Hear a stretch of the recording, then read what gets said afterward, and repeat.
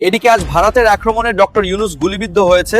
চারদিক থেকে ভারতীয় সেনাবাহিনী বাংলাদেশ ঘেরাও করে। ভারত বাংলাদেশ সীমান্তে ভারতীয় সীমান্তরক্ষী বাহিনী বিএসএফ এর একজন জওয়ান গুলিবিদ্ধ হয়েছেন। জানিয়ে সীমান্তে এখন দুই বাংলার বাহিনীর মধ্যে উত্তেজনা তুঙ্গে। এদিকে আজ চারদিক থেকে ভারতীয় সেনাবাহিনী বাংলাদেশে ঢুকছে। ডক্টর ইউনূসের উপর কঠিন আক্রমণ করে এই নিয়ে বাংলাদেশ তোলপাড় হয়েছে। সকল নেতাকর্মীদের বুকে কাঁপুনি শুরু হয়েছে, অনেকে পদত্যাগ করে দেশ ছাড়ছে। ইতিহাস সৃষ্টিকারী নির্বাচনের গান শুনিয়েছিলেন শান্তিতে নোবেল বিজয়ী অধ্যাপক ইউনূস, কিন্তু সেই গানের লিরিক্স, সুর, তাল আর লয় কোনো কিছুই এক করতে পারছেন না তিনি। প্রশ্ন হলো কেন? এ নিয়ে জনপরিসরে আছে নানান আলোচনা। ভারত বাংলাদেশ সীমান্তে এবার ভয়ানক ঘটনা। ত্রিপুরা বর্ডারে এবার বিএসএফ কে লক্ষ্য করে গুলি চালানো হলো বাংলাদেশের পক্ষ থেকে। সরকারের ভেতরে কি একটা অস্থিরতা কাজ করছে? সরকার নিশ্চয়ই প্রচন্ড চাপে আছে। একই সঙ্গে সরকারের ভেতরে অস্থিরতা, সরকারের ভেতরে সরকার নানাভাবে বিভক্ত। বাংলাদেশ যে এই মুহূর্তে জাতীয় এবং আন্তর্জাতিকভাবে কতটা গভীর সংকটের মধ্যে রয়েছে তা নতুন করে কিছু বলার নেই। এবং একই সঙ্গে ভারত এবং পাকিস্তান দুদিক থেকে বাংলাদেশ কতটা হুমকির মধ্যে রয়েছে তাও আমরা বেশ আঁচ করতে পারছি। পশ্চিমবঙ্গের কলকাতায় বাংলাদেশের উপ হাই কমিশনের দিকে যাত্রা শুরু করেছিল, তবে সেখানে পৌঁছানোর আগে বেগবাগান এলাকায় তাদের আটকানোর চেষ্টা করে পুলিশ। একদিকে ভারতে অনেক উত্তেজনা চলছে, এইদিকে বাংলাদেশের মধ্যে তুলপাড় পরিস্থিতি হয় ভারতের অ্যাকশনে। ডক্টর ইউনূস নতুন করে বিপদের মুখে পড়েন। চারদিক থেকে ভারতের সেনাবাহিনী দিয়ে বাংলাদেশকে ঘেরাও করার চেষ্টা করতেছে। দর্শক শ্রোতা, গত কিছুদিন ধরেই বাংলাদেশে অনেক ঘটনা ঘটে। একদিকে উসমান হাদির ঘটনা, তারপরে অনেক নেতাকর্মী শেখ হাসিনাকে যে বাংলাদেশ থেকে বিদায় করা হয়েছে সেইটার জন্যই ভারত চাচ্ছে প্রতিশোধ নিতে এবং শেখ হাসিনাকে দেশে পাঠাতে। সম্পূর্ণ ভিডিও দেখবেন ভারতের অ্যাকশনে ডক্টর ইউনূসের কি হয়, এই সব কিছু দেখতে পারবেন এই একটি ভিডিওতে। ভারতের ত্রিপুরায় ভারত বাংলাদেশ সীমান্তে ভারতীয় সীমান্তরক্ষী বাহিনী বিএসএফ এর একজন জওয়ান গুলিবিদ্ধ হয়েছেন। জানিয়ে সীমান্তে এখন দুই বাংলার বাহিনীর মধ্যে উত্তেজনা তুঙ্গে। জানা গেছে বিএসএফ এর এই জওয়ান কর্তব্যরত অবস্থায় গুলিবিদ্ধ হন। 23 ডিসেম্বর স্থানীয় সূত্রের বরাতে বিবিসি বাংলা এ তথ্যটি নিশ্চিত করেন। বিস্তারিত থাকছে লিমা সায়ন্তীর ডেস্ক রিপোর্টে। ত্রিপুরার উত্তর জেলায় ভারত বাংলাদেশ সীমান্তে কর্তব্যরত অবস্থায় বিএসএফ এর এক জওয়ান গুলিবিদ্ধ হয়েছেন। ঘটনাটি ঘটেছে 23 ডিসেম্বর। আহত জওয়ানের নাম বিপিন কুমার, বয়স 35 বছর। তিনি বিএসএফ এর 97তম ব্যাটালিয়নের সদস্য। পুলিশ সূত্রে জানিয়েছে, প্রাথমিক তদন্তে এটি দুর্ঘটনাজনিত বা ইচ্ছাকৃত গুলির সম্ভাবনা উঠে এসেছে। তবে ঘটনার সঠিক কারণ এখনও স্পষ্ট নয়। তবে এই ঘটনার বিস্তারিত তদন্ত চলছে। সীমান্তে এ ধরনের ঘটনা অস্বাভাবিক নয়, তবে এক্ষেত্রে কোনো ক্রস বর্ডার ফায়ারিং এর খবর পাওয়া যায়নি। বিএসএফ এর তরফ থেকে এখনও আনুষ্ঠানিক বিবৃতি দেওয়া হয়নি। পরিস্থিতি নিয়ন্ত্রণে রয়েছে। প্রাথমিক তথ্য অনুসারে তিনি গুলির আঘাতে আহত হয়ে হাসপাতালে ভর্তি হয়েছেন এবং চিকিৎসাধীন রয়েছেন। তবে তার বর্তমান শারীরিক অবস্থা স্থিতিশীল নাকি গুরুতর সে সম্পর্কে বিস্তারিত আপডেট এখনও প্রকাশ্যে আসেনি। পুলিশ ও বিএসএফ সূত্রে জানা গেছে, ঘটনাটি সম্ভবত দুর্ঘটনাজনিত বা স্বেচ্ছাকৃত গুলি হতে পারে। এ নিয়ে বিস্তারিত তদন্ত চলছে। তবে বিষয়টি নিয়ে বিএসএফ এর তরফ থেকে এখনও কোনো আনুষ্ঠানিক বিবৃতি দেওয়া হয়নি। ভারত বাংলাদেশ সীমান্তে 2025 সালে বিভিন্ন ঘটনা ঘটেছে, যার মধ্যে চোরাচালান প্রতিরোধ, অনুপ্রবেশের চেষ্টা, বিএসএফ বিজিবি জওয়ানদের আহত হওয়া এবং কিছু ক্ষেত্রে গুলির ঘটনা উল্লেখযোগ্য। এগুলো প্রধানত চোরাচালান এবং সীমান্ত লঙ্ঘনের সঙ্গে যুক্ত। উদাহরণ হিসেবে চলতি বছরের 21 ডিসেম্বর কোচবিহার পশ্চিমবঙ্গ বিএসএফ এক জওয়ান। একতাই শক্তি, তবে এই শক্তিগুলো মাঝে মাঝে বিপদেরও কারণ হয়ে দাঁড়াতে পারে। আমরা চাই না বাংলাদেশের সাথে কোনো দেশের যুদ্ধ তৈরি হোক, আর এই যুদ্ধের ফয়দা সেই 1971 অথবা 47 অথবা এর পূর্ববর্তী যেই বিরোধ আছে অথবা ঝাল আছে সেইটার রণক্ষেত্র হিসাবে বাংলাদেশকে বেছে নেওয়া হোক। বর্তমানে বাংলাদেশে একটি গোষ্ঠী পাকিস্তানপন্থী সর্বোচ্চ লেভেলের অবস্থান জানাচ্ছে, আর এতে ক্ষিপ্ত হচ্ছে ভারত। প্রতিনিয়ত ভারত বাংলাদেশের মধ্যে যে বিরোধপূর্ণ বক্তব্য, এই বক্তব্যের পরিস্থিতি এমন একটা আকার ধারণ করেছে যে ভারত এবং পাকিস্তান এই দুই দেশ তাদের ব্যক্তিগত স্বার্থের জন্য বাংলাদেশ নামক রাষ্ট্রটাকে ব্যবহারের পায়তারা করছে, আর এতে সবচেয়ে বড় ইন্ধন যোগাচ্ছে এই দেশেরই কতিপয় গোষ্ঠী।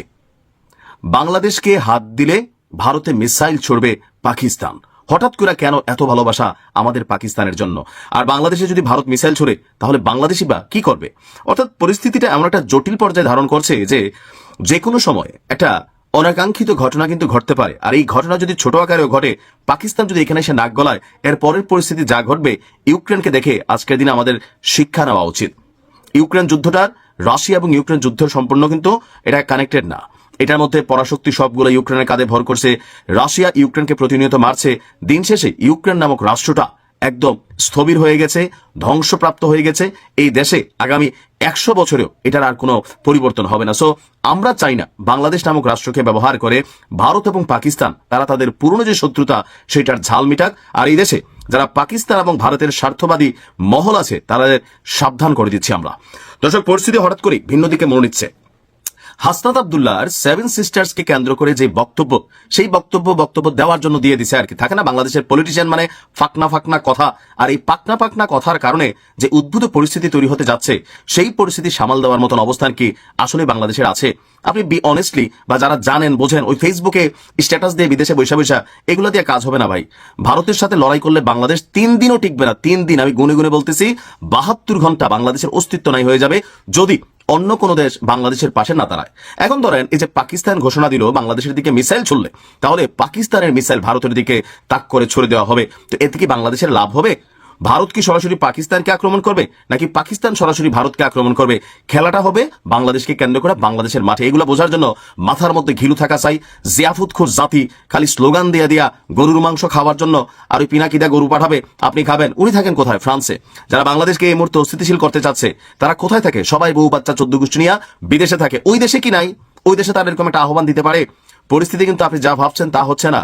আমরা যারা বাংলাদেশে বসবাস করব, আমরা যারা নিজেদের রক্ত শ্রমে মানে যে উপার্জিত পয়সা বাংলাদেশে বিনিয়োগ করেছি, আমাদের যাদের দিন শেষে বাংলাদেশ ছাড়া গন্তব্য নাই, বাংলাদেশের পরিস্থিতি কিন্তু ইউক্রেনের দিকেই ধাবিত হবে।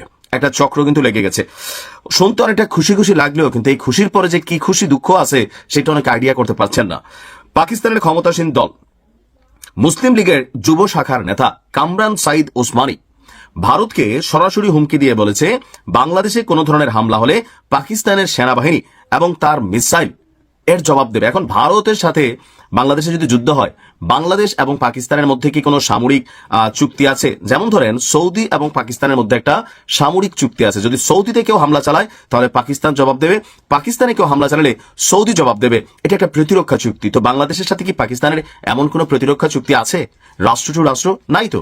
প্রিয় দর্শক, বাংলাদেশ যে এই মুহূর্তে জাতীয় এবং আন্তর্জাতিকভাবে কতটা গভীর সংকটের মধ্যে রয়েছে তা নতুন করে কিছু বলার নেই। এবং একই সঙ্গে ভারত এবং পাকিস্তান দুদিক থেকে বাংলাদেশ কতটা হুমকির মধ্যে রয়েছে তাও আমরা বেশ আঁচ করতে পারছি। একই সঙ্গে রয়েছে ডিপ স্টেটের খেলা যুক্তরাষ্ট্রের জায়গা থেকে। এ বিষয়ে খানিকটা আলোচনা করবে। তবে তার আগে বাংলাদেশের ময়মনসিংহের ভালুকায় দীপু দাস নামের হিন্দু ধর্মের যে মানুষটিকে পিটিয়ে হত্যা করে গাছের সঙ্গে ঝুলিয়ে আবার পোড়ানো হলো নৃশংসভাবে, সে বিষয়ে একটু আলোচনা করতে চাই। এই জন্য যে দীপু দাসের এই হত্যাকাণ্ডকে ঘিরে ভারতে তোলপাড় শুরু হয়েছে। একটা উগ্রবাদী গোষ্ঠী তারা এটিকে ইস্যু করে বাংলাদেশের বিভিন্ন দূতাবাসে উপদূতাবাসে আক্রমণ করার চেষ্টা করছেন। দীপু দাসকে যেভাবে নৃশংসতার সাথে হত্যা করা হয়েছে, হত্যা করার পরও যে নারকীয় উন্মাদনা চালানো হয়েছে তার লাশ নিয়ে, আমরা যদি শুধুমাত্র এই ঘটনার নিন্দা জানাই তাতে আমি মনে করি নিজেদের প্রতি এক ধরনের নিজেদের প্রতারণা, বরং ঘেন্নায় লজ্জায় ধিক্কার দিতে হয় নিজেদেরকেই। এখন দীপু দাসের এই বিষয়টিকে ভারত সংখ্যালঘু নির্যাতন হিসেবে চিহ্নিত করে বিভিন্ন কর্নার থেকে বিভিন্ন গোষ্ঠী থেকে এক ধরনের হুঙ্কার হুঁশিয়ারি দেওয়া হচ্ছে বাংলাদেশের প্রতি। প্রশ্ন হচ্ছে, কেন দীপু দাসের এই ঘটনাটিকে আমরা সংখ্যালঘু নির্যাতন হিসেবে বর্ণনা করব বা অভিহিত করার চেষ্টা করবে ভারত? বাংলাদেশে সংখ্যালঘু নির্যাতন বা হিন্দু নির্যাতন হয়েছে এই কথা সত্য, কিন্তু যখনই যেটি ঘটবে সেটিকে সংখ্যালঘু নির্যাতনের মধ্যে কেন ফেলতে হবে? যদি একই ধরনের ঘটনার উদাহরণ টেনে নিয়ে আসি বা এর চেয়ে আরও নৃশংসতার কথা বলি, যেমন মাস 2 আগে রাজবাড়ির গোয়ালন্দে নুরু পাগলা নামের ব্যক্তির লাশকে কবর থেকে তুলে পোড়ানো হলো। এটা কি আরো উন্মাদনাময় নয়? কবর থেকে লাশ তুলে পোড়ানো হলো। তো এটা তো কারা করেছে? নুরু পাগলা তো মুসলিম ধর্মের একটু ভিন্ন মতাবলম্বী, মাজার সংস্কৃতিতে তার বিশ্বাস ছিল। তো তাকে হত্যা ঠিক নয়, তাকে কবর থেকে তুলে কারা পোড়ালো? এই মুসলমান সম্প্রদায়ের একটা অংশ, একটি উগ্রবাদী গোষ্ঠী। তাহলে এটাকে আমরা কি সংখ্যাগুরু নির্যাতন বলবো? যাই হোক, আবার ভারতের যে শুধুমাত্র উগ্রবাদী গোষ্ঠী এটিকে কেন্দ্র করে ভারতের বিভিন্ন দূতাবাসে হামলা করা, মানে বাংলাদেশি দূতাবাসে হামলা করার চেষ্টা করছে তা নয়। পশ্চিমবঙ্গের বাম দলগুলো তারাও একই ঘোষণা দিয়েছে, কলকাতায় বাংলাদেশি মিশনে তারা মানে বাংলাদেশি মিশন ঘেরাও করবে। এর সাথে আরও অনেক বিষয় রয়েছে, যাই হোক সেই বিষয়ে আর বিস্তারিত গেলাম না। এখন বিষয় হচ্ছে যে ভারতের মানুষের মধ্যে যেই উত্তেজনা কাজ করছে তার পিছনেও আরও অনেক কারণ রয়েছে। বাংলাদেশের বিভিন্ন পর্যায় থেকে বিশেষ বিশেষ রাজনৈতিক দলের পক্ষ থেকে নানান ধরনের উস্কানিমূলক বক্তব্য দেওয়া হচ্ছে। 7 সিস্টার্স দখল করে নেওয়া হবে বা বিচ্ছিন্ন করা হবে, বাংলাদেশে ভারতের বিচ্ছিন্নতাবাদীদের আশ্রয় দেওয়া হবে। আবার ভারতের কোনো কোনো নেতা যে উস্কানিমূলক বক্তব্য দিচ্ছে না তাও কিন্তু নয়। কিন্তু বাংলাদেশে এই কাজটি কারা বেশি করে ছড়াচ্ছে? নিঃসন্দেহে আমরা বলতে পারি পাকিস্তান থেকে এই উন্মাদনাগুলো বেশি ছড়ানো হচ্ছে, উস্কানি বেশি ছড়ানো হচ্ছে। তার নতুন একটি উদাহরণ আমাদের সামনে এসে উপস্থিত হলো মঙ্গলবার মানে পাকিস্তানের ক্ষমতাসীন মুসলিম লীগ নওয়াজ শরীফের যে মুসলিম লীগ, তার এক নেতা হুঁশিয়ারি উচ্চারণ করেছে, হুঙ্কার ছেড়েছে, ভারত যদি বাংলাদেশে নজর দেয় তাহলে পাকিস্তান মিসাইল অ্যাটাক করবে ভারতে। ইতিহাস সৃষ্টিকারী নির্বাচনের গান শুনিয়েছিলেন শান্তিতে নোবেল বিজয়ী অধ্যাপক ইউনূস, কিন্তু সেই গানের লিরিক্স, সুর, তাল আর লয় কোনো কিছুই এক করতে পারছেন না তিনি। প্রশ্ন হলো কেন? এ নিয়ে জনপরিসরে আছে নানান আলোচনা। কেউ বলছেন আইন শৃঙ্খলা পরিস্থিতি ঠিক করতে না চাওয়া আর নিজের মব বাহিনীকে প্রশ্রয় দেওয়াটাই কাল হয়েছে ডক্টর ইউনূসের জন্য।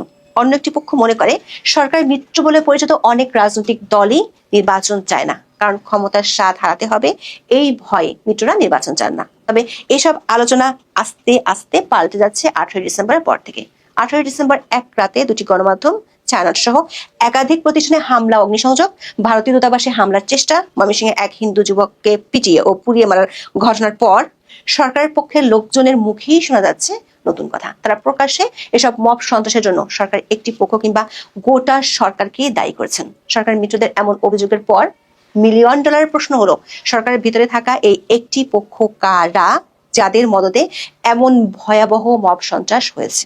দর্শক, এর মধ্য দিয়ে 5 মাস আগে আলোচনায় আসা সরকারের ভিতরে থাকা আরেক সরকারের বিষয়টি আবারও আলোচনায় উঠে এলো। সূত্রগুলো বলছে, সরকারের মিত্ররা যাকে একটি পক্ষ বলে দাবি করছে, সরকারের ভিতরে সেই শক্তিশালী গ্রুপটি কিচেন ক্যাবিনেট বলেই পরিচিত। বিভিন্ন সময় এই কিচেন ক্যাবিনেটের সদস্য সংখ্যা সংযোজন, বিয়োজন হয়েছে। অধ্যাপক ইউনূসের এই কিচেন ক্যাবিনেটের পর্দার আড়ালের খেলায় শুধু তার মিত্ররাই নয়, খেপেছে আন্তর্জাতিক মিত্ররাও। বিশেষ করে প্রথম আলো ডেইলি স্টার ছায়ানটে হামলা, দীপু দাসকে পুড়িয়ে মারার ঘটনায় অধ্যাপক ইউনূসের উপর বেজায় চটেছে তার আন্তর্জাতিক মিত্ররা। সংবাদ মাধ্যমে আক্রমণ, সংখ্যালঘুকে পিটিয়ে মারা আর সাংস্কৃতিক প্রতিষ্ঠানের হামলার ঘটনার পর যুক্তরাষ্ট্র থেকে জাতিসংঘ আর ইউরোপীয় ইউনিয়ন সবাই একযোগে অধ্যাপক ইউনূসের কাছে কড়া বার্তা পাঠিয়েছে। বলছে এই মব আক্রমণগুলো হাওয়া থেকে ঘটেনি। হুঁশিয়ারি এসেছে মাঠের মবকারীদের নয়, পর্দার আড়ালের খেলোয়াড়দের গোমর ফাঁস করতে। এমন নির্দেশে ইতিহাস সৃষ্টিকারী নির্বাচনের চেয়ে আপাতত নিজ ঘরের গোপন কেচ্ছা লুকিয়ে রাখতে কৌশল সাজাচ্ছে অধ্যাপক ইউনূস ও তার সেই কিচেন ক্যাবিনেটকে। সে কৌশলের অংশ হিসেবে কোনো কোনো উপদেষ্টার পদত্যাগের খবর রটিয়ে দেওয়া সহ নানা গল্পও সাজানো হচ্ছে। কিন্তু অধ্যাপক ইউনূস ও তার কিচেন ক্যাবিনেটের কি শেষ রক্ষা হবে, নাকি সহিংসতা আর ভারত বিরোধী মনোভাবকে আরো উস্কে দিয়ে পরিস্থিতিকে আরো ঘোলাটে করে তোলা হবে? বিস্তারিত জানতে চলুন যাওয়া যাক বিশ্লেষণে।